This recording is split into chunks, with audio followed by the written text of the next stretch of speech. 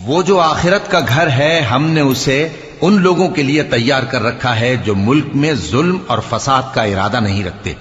اور انجام نیک تو پرہیزگاروں ہی کا ہے۔ جو شخص نیکی لے کر آئے گا اس کے لیے اس سے بہتر صلہ ہوگا، اور جو برائی لائے گا تو جن لوگوں نے برے کام کیے ان کو بدلہ بھی اسی طرح کا ملے گا جس طرح کے وہ کام کرتے تھے۔ اے پیغمبر، جس اللہ نے تم پر قرآن کے احکام کو فرض کیا ہے وہ تمہیں پہلی جگہ لوٹا دے گا۔ کہہ دو کہ میرا پروردگار اس شخص کو بھی خوب جانتا ہے جو ہدایت لے کر آیا، اور اس کو بھی جو کھلی گمراہی میں ہے۔ اور اے نبی، تمہیں امید نہ تھی کہ تم پر یہ کتاب نازل کی جائے گی مگر تمہارے پروردگار کی مہربانی سے نازل ہوئی، سو تم ہرگز کافروں کے مددگار نہ ہونا، اور وہ تمہیں اللہ کی آیتوں کی تبلیغ سے